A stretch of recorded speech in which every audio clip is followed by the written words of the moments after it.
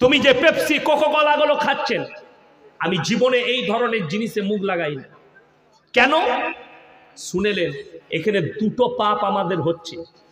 Coca Cola, Thums up, Pepsi, এই ধরনের যতগুলো আছে, ওই প্রোডাক্টগুলো সব হচ্ছে ইসরায়েলের প্রোডাক্ট। কার প্রোডাক্ট বললাম? ইসরায়েল। আর পৃথিবীর মধ্যে মুসলিমের সব থেকে বড় দুশ্মন দেশ হচ্ছে ইসরায়েল। ইসরায়েল বলে কোনো দেশ ছিল না, মুসলমানরা আহা করে থাকতে দিয়েছিল, দিয়ে তৈরি হয়েছে দেশটা, ঠিক কি না? এর ইতিহাস অনেকে জানে না, অনেকে জানে না। ইসরায়েল বলে কোনো দেশই ছিল না পৃথিবীর বুকে। ইসরায়েলরা যে জায়গাটায় আছে ওটা ফিলিস্তিন, ওটা আপনার ফিলিস্তিনের জায়গা।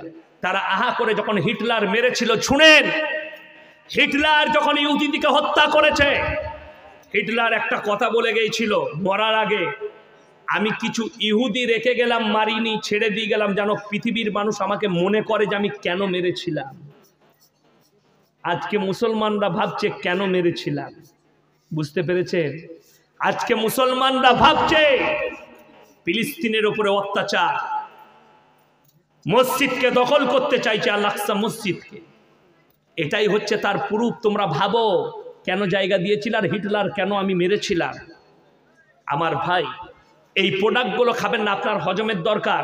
হজমের একটা ওষুধ বলে যাব, কাল থেকে ইউজ করবেন, সকলে জোরে বলুন ইনশাআল্লাহ।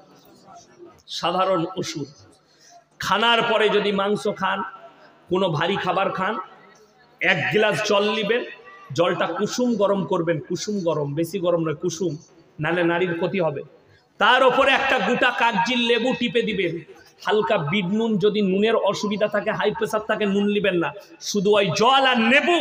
আর যাদের প্রেসার নাই, হাই প্রেসার নাই, তারা একটু বিন লবণ আর এমনি লবণ দিবেন, ওটা খেয়ে নেন। আমি বলছি থামস আপের থেকেও ভালো কাজ করবে, ঈমান নষ্ট হবে না। আপনার বাচ্চাকে যে 5 স্টার চকলেট গুলো দিচ্ছেন, এখানে বিস্কুটের প্যাকেট নেই, না হলে আপনাদেরকে প্রমাণ দিতাম। খাবারের প্যাকেট নেই একটাও, আমি আজকে আনতেও ভুলে গেছি। সেই খাবারের প্যাকেটে একটা গোল সবুজ চিহ্ন দেখতে পাবেন, আছে না? সবুজ চিহ্ন আছে। সেই সবুজ চিহ্নর মধ্যে নিচে লেখা আছে ভেজিটেবল, আর যেটা রেড চিহ্ন থাকে তাতে লেখা আছে অ্যানিম্যাল। বেলুনগুলো টাঙাইছো, কিন্তু খুব বিপদ, বেলুন টাঙিয়ে দিয়েছে। আমি তো দেখি না এটা গেরুয়া বেলুন। কি বুঝলেন? এখনই বলবে হুজুর ये फुग्गा लेके बयान कर रहा है। কি বুঝলেন? এমনি তো শাহরুখ খান ফেরে পড়ে গেছে ড্যান্স করে, আমি আবার বয়ান করে ফেরে পড়বো না তো। যাই হোক, আমি যেটা বলছিলাম, আপনার আমার ঈমানকে নষ্ট করার মূল চক্র এই দুটো জিনিস চিহ্ন আছে। আপনাকে বলে দিচ্ছি, চকলেট যত রকমের আছে, বিস্কুট যত রকমের আছে, সবেতেই আপনি গ্রিন চিহ্ন পাবেন। অথচ যেগুলো দামি chocolate, dairy milk, 5 star, KitKat, এই ধরনের দামি চকলেট যতগুলো আছে, এগুলোতে যে কোনো পশুর চর্বি না মিশালে এই চকলেটগুলোই হবে না। বিশেষ করে কোম্পানি এইগুলোতে শুয়োরের চর্বি ইউজ করে। কোম্পানিকে আমাদিকে দেখাতে হবে গরুর চর্বি মিশাচ্ছি না শুয়োরের চর্বি মিশাচ্ছি না বিড়ালের মিশাচ্ছি। ওই প্যাকেটে পরিষ্কার করতে হবে। অ্যানিমেল বলেই ছেড়ে দিলে হবে না। অ্যানিমেলটা কোন অ্যানিমেল? শুয়োর না আপনার কুকুর, না বিড়াল, না গরু। যদি গরু থাকে, আমাদের দেশের যারা হিন্দু ভাই আছে, যাদের জন্য গরু খাওয়া চলে না, তারা খাবে না, তারা বেঁচে গেল, তাদের ধর্মও বেঁচে গেল। যারা মুসলমান আছে, যদি শুয়োরের চর্বি লেখা থাকে, আমরা মুসলমানরা সেটাকে ইউজ করব না, ঠিক কি না? কিন্তু বড় কষ্ট লাগে, এখানে চাল চেলে দিয়েছে যে শুধু অ্যানিমেল লেখো, কিন্তু অ্যানিমেলটাও লেখা নাই, এখন সব ভেজিটেবল করে দিয়েছে। এমন সুপার দুটো জিনিসে যারা শিক্ষিত মানুষ আছেন শুনেলেন, তারা কোম্পানির লোকের সঙ্গে যোগাযোগ করবেন আমি যদি মিথ্যা বলে থাকি। একটা হচ্ছে অ্যানিমেল, মানুষের মানে পশুর চর্বি দিয়ে একটা অ্যামুল সুপার তৈরি হয়, আর একটা ঘাসের দুধ, ধানের দুধ, গমের দুধ থেকে একটা ভেজিটেবল মানে সবজি থেকে একটা অ্যামুল সুপার হয়। সেই অ্যামুল সুপারটা আমাদের জন্য জায়েজ, আর যেটা চর্বির আছে সেটা যদি হালাল পশুর না হয় আমাদের জন্য হারাম। কতগুলো হারাম জিনিস আপনার বাচ্চাকে কিনে খাওয়াচ্ছেন। যদি বলেন মোল্লা কি খাওয়াবো, কি খাওয়াবেন শুনেলেন, আমি বলে যাই কি খাওয়াবেন। আপনাদের এলাকায় বেকারি নাই? বেকারি নাই? আটার বিস্কুট, রুটি আটা দেখবেন ছোট ছোট বেকারিগুলো হয় বাজারে, আপনার জঙ্গিপুরে আছে, লালগোলায় আছে, বড় বড় দোকান, সেগুলো আটার বিস্কুট থাকে। ওই বিস্কুটগুলো খান যার মধ্যে তেল জাতীয় জিনিস ছাড়া আর কিছুই নাই, শুকনো থাকে। ওই রুটিগুলো খান। কি বললেন? আমাকে যদি বলেন হুজুর আপনি কি খান, আপনারা অবাক হবেন। মালদায় দেখবেন কালিয়া চকে বিক্রি হয় 10 টাকা প্যাকেট টোস্ট, 10 টাকা প্যাকেট পাওয়া যায় কালিয়া চক বাজারে। আমি নিই 20 প্যাকেট 30 প্যাকেট নিয়ে যাই, আমার টিনে রাখা আছে, আমি সেটা খাই। 1 পিস করে 2 পিস করে নিই। আমি কোম্পানির বিস্কুট খাই না, কোম্পানির চকলেট আমার বাড়িতে ঢুকে না। আমার মেয়ে, 2টো মেয়ে আছে, তাদের জন্য খাবার বেশিরভাগ কি থাকে জানেন? ফল ফ্রুট থাকে। আপেল খাও, বেদনা খাও, এই শীতকালে কমলা লেবু খাও। এগুলো হালাল না হারাম? হালাল। এগুলোর মধ্যে কিন্তু চর্বি ঢুকাতে পারবে না, পারবে না। আপনি ন্যাচারালি জিনিসগুলো খান। আজকে মানুষ রোগগ্রস্ত কেন বেশি বলে দিই, 2 পিস মাংস খেয়ে আমাদের দেশে বিয়ে বাড়িতে 3 পিস বেশি খেয়েছে। কি হলো বে? বলে হজম হয়নি। 2 পিস মাংস খেয়ে হজম হয়নি। আর যেগুলো 70 বছরের বুড়ো আছে, দেখেন কত বয়স হলো বাবাজি? 70। এদিকে জিজ্ঞেস করুন, এরা ছোটবেলায় 3 কেজি মাংস খেয়েছে, কোনো হজমের বড়ি লাগেনি। ঠিক বলছি না আমার ভাই? আর এখন মানুষ খাবার আগে গ্যাসের ট্যাবলেট, খাবার পরে একটা মন। তাহলে তো রইল কি? আপনারা যে চালগুলো খাচ্ছেন, চাল কিনে খান না বাড়িতে তৈরি করে খান? কিনে খান। রাইস মিলগুলো আপনাদের দেশে না আমার বর্ধমানে? পশ্চিমবাংলার সব থেকে বড় রাইস মিল আমার বাড়ির রোডের ওপর, লাল বাবা গোল্ড। টিভিতে অ্যাড দেখতে পাবেন, লাল বাবা ভদ্রেশ্বর রাইস মিল, 300 কোটি টাকার প্রজেক্ট। কয়েকশো বস্তা, কয়েক হাজার, 3000 না 4000 বস্তা ধান প্রত্যেক দিন লাগে তার ডয়ারে, চাল তৈরি হয়। সেই মিল আমার বাড়ির কাছে। আপনারা জানেন আমাদের দেশের লোক, আমি নিজে, আমার বাবা, আমরা মিলের চাল খাই না। বাঁকুড়া ডিস্ট্রিক্ট থেকে ঘরামি চাল কিনে নিয়ে আসি, দিয়ে খাই। ওই মিলেতে পাউডার পালিশ দেওয়া হচ্ছে, রবার পালিশ মারা হয়, তবে চালটা স্লিপ মারে আর চকচক করে। আমার মায়েরা একবার ধুয়ে ভাত চাপিয়ে দিল, সেই ভাতের পাউডার গুলো, পালিশ গুলো আপনার পেটে যাচ্ছে। ওই জন্যে ক্যান্সারে বোম্বেতে সব থেকে বেশি রুগী বাঙালি। শুধু তাই নয়, আগে আমরা সরষের তেল বাড়িতে তৈরি করে খেতাম না। আমি আমার শ্বশুরকে বলি প্রতি বছর পয়সা দিই, 2 কুইন্টাল 4 কুইন্টাল আমার জন্য সরষে কিনে রেখে দিবে। বাড়িতে গরু আছে, তোমরা খোলগুলো নিয়ে নিবে, আমাকে খালি তেলটা পাঠাবে। প্রতি মাসে 5 লিটার করে তেল পাঠায় আমার বাড়ির জন্য। কেন? চোখের সামনে দেখতে পাবেন বর্তমানে কলকাতায় এত বড় করাপশন চলছে দেশে, ওই তেলগুলোকে কেমিক্যাল দিয়ে তেল তৈরি করছে। আপনারা যেগুলো খাচ্ছেন কোম্পানি সিল করা মাল, ওইগুলোও ভেজাল আছে। যদি কোনো দোকানে আমার সঙ্গে চ্যালেঞ্জ লাগে, তাকে আমি গাড়িতে চাপিয়ে নিয়ে গিয়ে প্রমাণ দেবো কোথায় কোথায় সিল হচ্ছে। কিন্তু আপনি বলবেন প্রশাসনের লোক দেখতে পাই না। আপনারা জানেন না, সামনে বছরে ধরা পড়েছিল কলকাতায়, মরা মুরগির মাংস খাওয়াচ্ছে বিরিয়ানির দোকানে, হোটেলে। ধরা পড়েনি? পড়েছে। আমার কাছে প্রমাণ আছে, মোবাইলে ধরা পড়েছে। সেই লোকগুলো কিন্তু বেল্টে ছাড় পেয়ে গেছে। ওইটাই হচ্ছে হিন্দুস্তান। তাদের ফাঁসি দেওয়া দরকার ছিল। যে মরা মুরগি খাইয়েছে তাকে যদি ফাঁসি দিত, দ্বিতীয় জন আর সাহস পেত না মরা মুরগি খাওয়ানো। আপনি কলকাতার হোটেলে বসে খাবেন, বিশ্বাস নাই আপনাকে মরা খাওয়াবে না, ভাগার থেকে তুলে নিয়ে এসে খাওয়াবে। বড় কষ্ট লাগে।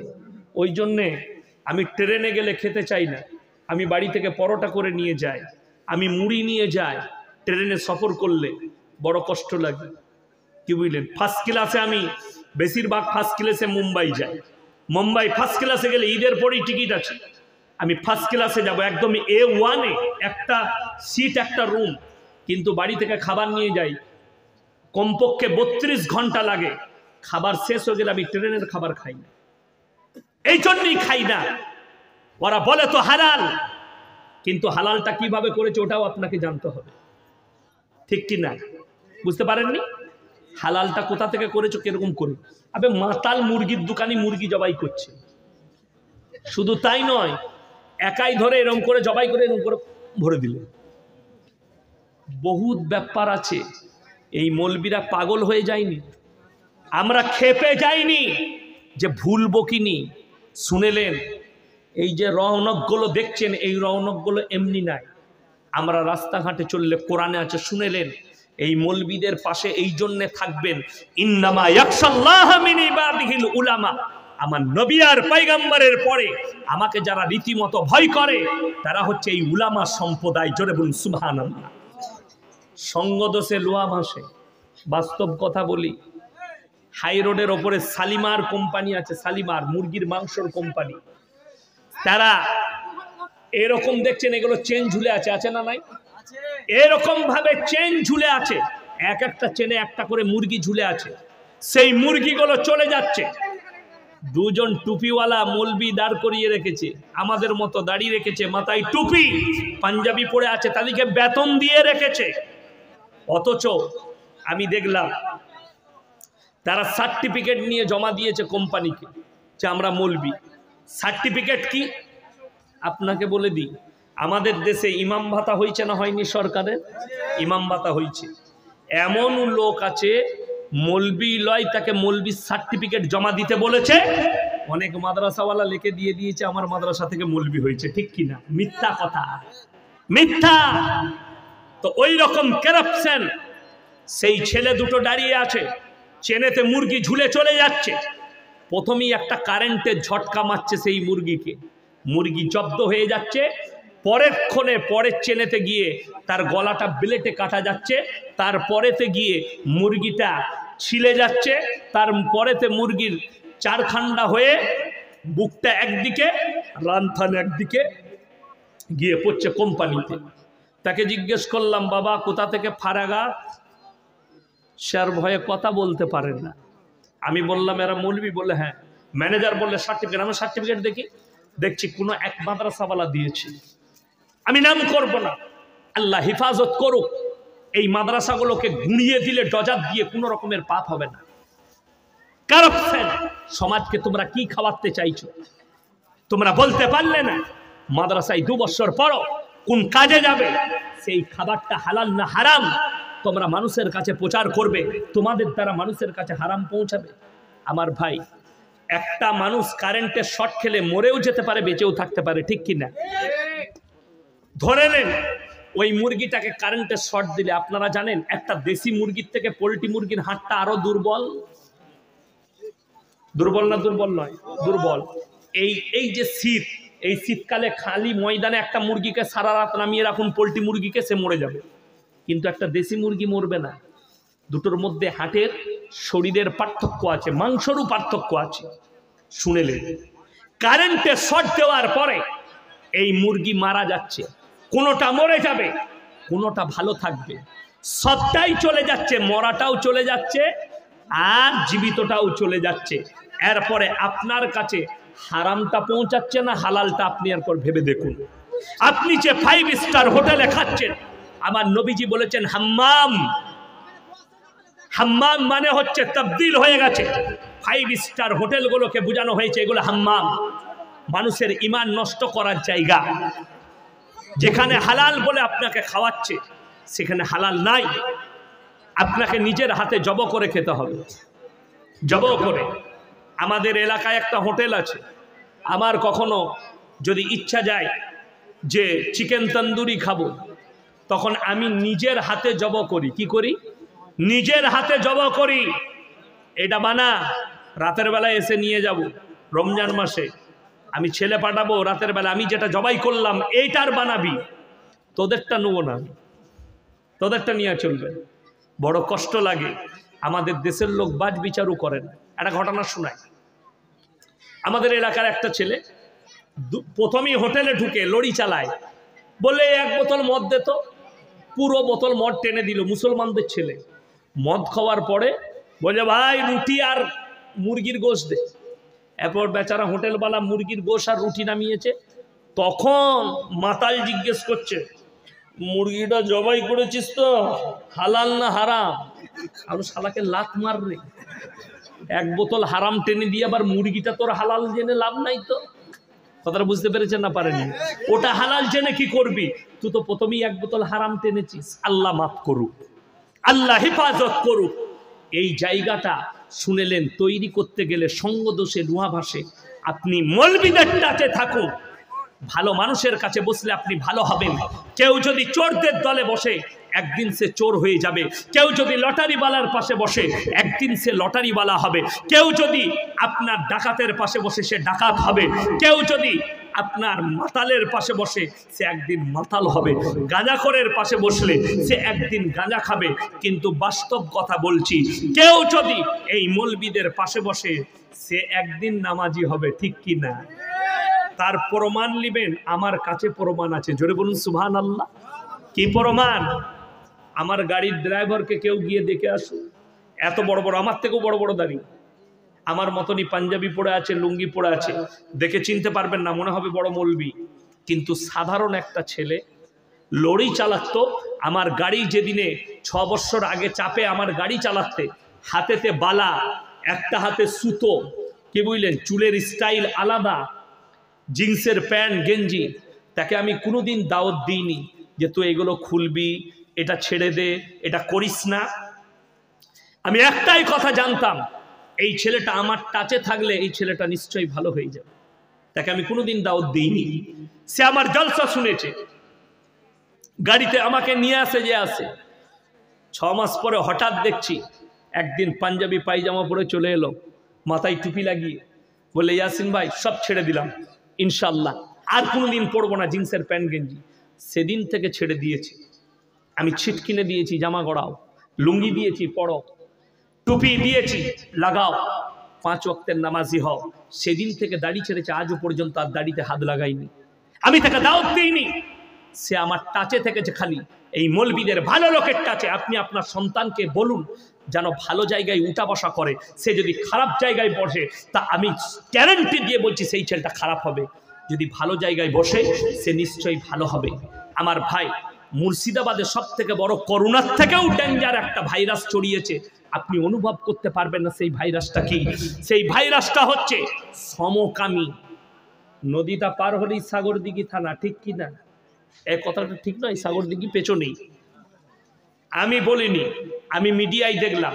সাগরদিঘি থানার একটা ঘটনা, একটা মেয়ের বিয়ে হয়েছে, মেয়েটা বাপের শ্বশুর বাড়িতে যায়, স্বামীর সঙ্গে ঝগড়া করে আর বাপের বাড়ি পালিয়ে আসে। আমাদের দেশের একটা নিয়ম খুব খারাপ আছে, অ্যাক্সিডেন্ট হলেই বড় গাড়ির দোষ হয়, ঠিক নয়? লরিওয়ালা, লরির তলায় মোটরসাইকেলওয়ালা ঢুকছে, দোষ কার? লরিওয়ালা। কিন্তু দোষটা দেখলো না, লরিওয়ালার তলায় ঢুকেছে। তো আমাদের সমাজে যখন কোনো মেয়েরা স্বামীর জন্য অভিযোগ করে, ফট করে সমাজের লোক স্বামীকে অপরাধী ঠেরিয়ে দেয়, তার ভালো মন্দ দেখে না, লক্ষ্য করে না। আমার ভাই, সেই মেয়েটা বারবার অভিযোগ করার পরে এই ছেলেটা দেখলো, তার গ্রামের, ওই মেয়েটার গ্রামের কয়েকটা যুবককে অভিযোগ করলো যে দেখো তো এই মেয়েটা কারোর চক্করে আছে, আজ পর্যন্ত আমার সঙ্গে শারীরিক সম্পর্ক হয়নি, মেয়েটা আমার নামে অপরাধ দিচ্ছে, আমাকে ছুতে দেয়নি। তারপরে এই ছেলেগুলো খোঁজ নিয়েছে, খোঁজ নিয়ে দেখেছে ওই মেয়েটা বাপের বাড়িতে সই কার কাছে, মায়ের কাছে, চাচার কাছে, না চাচির কাছে, কার কাছে সই? খোঁজ নিয়ে দেখলো প্রতিবেশী একটা বান্ধবীর বাড়িতে সই। তার বাড়িতে যখন রাতের অন্ধকারে তারা লুকিয়ে দেখতে গেল, তখন দেখলে 2 বান্ধবী মিলে সেক্স করছে। জোরে বলুন নাউজুবিল্লাহ। এরা ধরে এবং তার উপরে অত্যাচার করতে চায়। ছেলেগুলোকে থানা অ্যারেস্ট করে। যদিও আমি আইনের বিরুদ্ধে নয়, আপনারা হয়তো অনেকে জানেন না, সমকামী ভারতের সংস্কৃতিতে, ভারতের সুপ্রিম কোর্ট রায় দিয়েছে, ভারতে যারা সমকামী হবে তারা ভারতে থাকতে পাবে। জোরে বলুন নাউজুবিল্লাহ। এই পাপের কারণে আল্লাহ একটা নবীর বিবিকে জাহান্নামী ঘোষণা করেছে। আমি কোরআন শোনালাম, হযরতে লূত নবী। এই পাপের কারণে একটা জাতিকে, লূত নবীর কমকে আল্লাহ রুটির মতো পাল্টিয়েছে। উড়িয়ে দাও, রুটির মতো পাল্টিয়ে দাও। এই পাপের কারণে এই মেয়েটাকে যখন মিডিয়াওয়ালারা জিজ্ঞেস করছে তোমরা কি সমকামী, বললে হ্যাঁ, ইয়েস, আমরা সমকামী। জোরে বলুন নাউজুবিল্লাহ। এই শিক্ষিত সমাজে এই বিপুলভাবে ছড়িয়ে পড়ছে মুর্শিদাবাদের মাটিতে। আমি অনুরোধ করে যাব আমার যুবক যুবতী দিকে, তোমরা সাবধান হও। ওই জন্যে আমার ভাই, আপনার ছেলে স্কুল থেকে কলেজ থেকে যখনই বাড়িতে আসবে তাকে সর্বপ্রথম শুনেলেন 7 বছর বয়স পেরুলে তাকে নামাজের দাওয়াত দিবেন। সকলে জোরে বলুন ইনশাআল্লাহ। আমাদের দেশের অনেক মানুষ বলে ছোট ছেলেকে মসজিদে কেন এনেছিস, এই ধরনের কথা বলবেন না। পেছনের কাতারে তারা খেলা করবে, পানিটা দেন তো। পেছনের কাতারে তারা খেলা করবে, পেছনের কাতারে অনেক কিছু করবে, কিন্তু জানবেন তাদেরকে নামাজের দাওয়াত দেওয়া হবে, তারা নামাজের টাচে আসবে। আলহামদুলিল্লাহ।